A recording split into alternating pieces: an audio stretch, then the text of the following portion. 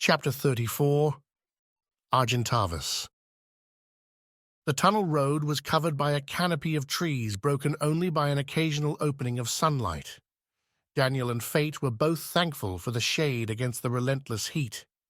At the edge of one such break, Daniel's shoelace caught a twig, wedged between the massive stones, forming the tunnel's roof. He stumbled, and Fate froze. Daniel cursed, and Fate shushed him. "What?" Daniel complained and rubbed his sore knee. "That was extraordinarily unlucky, wouldn't you say?" whispered Fate cautiously. He slowly dropped to a crouch. "Shoelaces are harbingers, Daniel. Something else is about to happen." "My shoelaces come untied all the time," argued Daniel. Fate continued to scan the area ahead of them. "Really? Since your lines have become untwisted? How many times?" "Well, not recently, but it's pretty common." "Not for us, it isn't." The 20-foot-wide shadow of an eagle swept over them and collided with its owner in the center of the small spot of sunlight. A deer had wandered into the open. It was full-grown, but no match for the eagle's massive size. The bird came down hard and tore at the struggling flesh until the deer went motionless. The eagle looked up, moving its head side to side in jerking movements, and screeched. Its descent had been silent, but on takeoff, its powerful wings tossed leaves and debris high in the air as it thundered away, carrying the deer. "Does everything here want to kill us?" Fate complained. Daniel was shaking, and twice had to restart the simple task of tying his shoelace. Fate helped him to his feet when he had finished. "I suppose, to be fair," said Fate, just to fill the silence, "the anaconda didn't try to kill us. Too small to be a meal, really. Oh, look, there's another break in the trees ahead. We might be at the next corner of the triangle." Walking began to calm Daniel, and he stopped shaking after a few minutes. "I have a question." "Yes, by all means. Fire away," said Fate cheerily. "What was so lucky about the bear?" "The bear?" Fate paused to ponder the question. "Don't know. Maybe there's something really amazing about to happen that cancels out the bear." He shrugged. "And sometimes a bear is just a bear. It's the not getting eaten that's the lucky part. We got that strange puzzle door open. That was lucky. Is it unlucky when it rains, or lucky that you have your umbrella?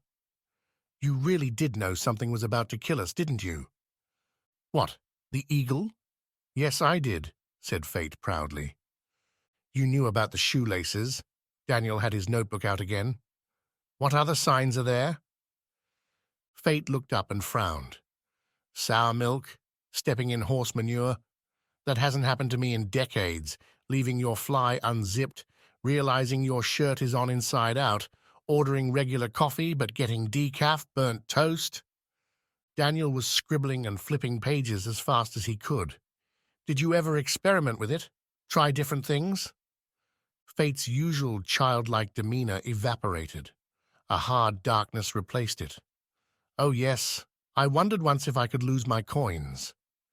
He produced the two he had been using for decisions. "It was before I had them attached. I cut a hole in the corner of my pocket. When one fell out, I heard it hit the sidewalk. But I kept going. After only half a block, I heard several car horns honking. As I turned to see what the commotion was, I felt a tug on my jacket. There was a young boy, and he was holding up the coin for me. His mother wasn't far behind. I'll never forget the look on her face. Her child had run across a busy street, through the traffic. He looked barely old enough to walk. I felt awful. My foolishness almost killed a child," he said with growing emphasis. The shame was unbearable. I apologized and told her it was all my fault. I offered her the contents of my wallet to ease my conscience. She threw the bills in my face, picked up her son, and stormed off. I must have been fully untwisted, because I remember the bills all falling together and forming a beautiful pattern on the sidewalk. Passers-by picked them up and presented them to me.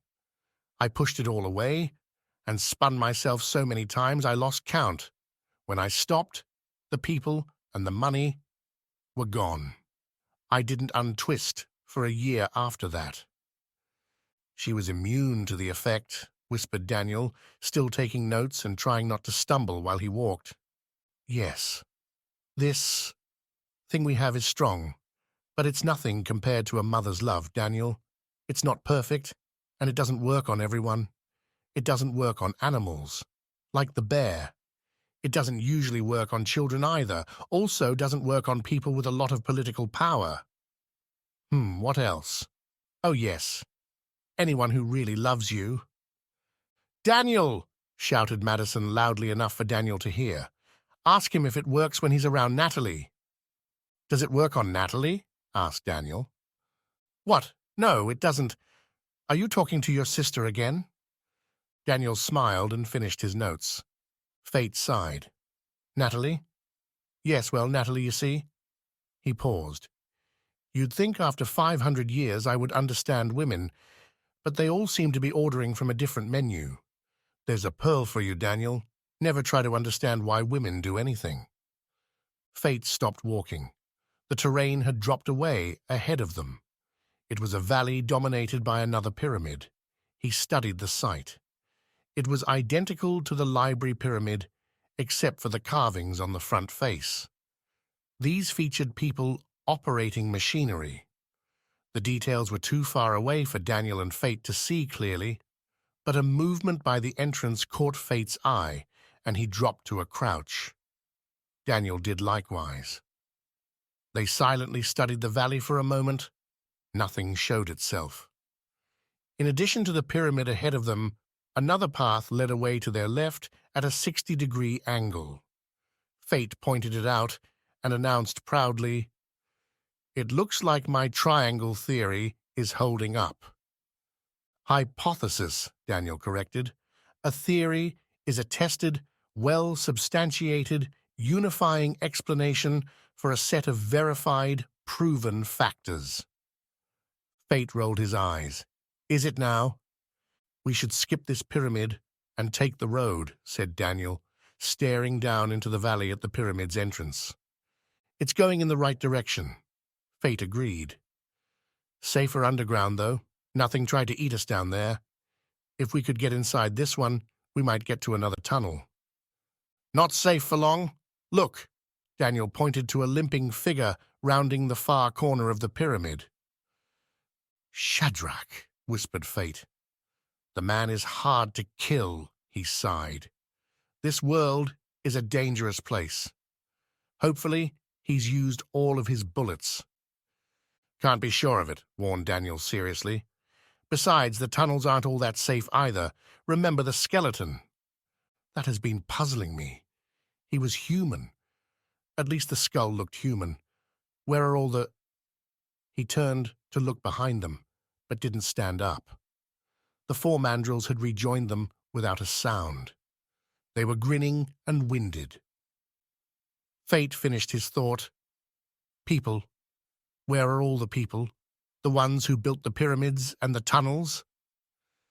Maybe it was them, said Daniel, waving a hello to the mandrills. Fate chuckled. They have stone spears and ride on the back of a snake for amusement. It could be a retrograde civilization, suggested Daniel, not really believing it himself. And what?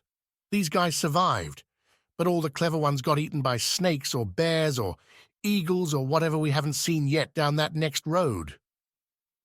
He pointed to his left, where the path led back into the jungle. As soon as he did, the mandrills headed off in that direction at a run. Fate stood. I didn't mean we were going there, he complained, but they were already well on their way. What do you think, Daniel? Daniel finished his sketch of the pyramid, tucked his notebook away, and jogged after the mandrills. Let's go! Fate followed, grumbling.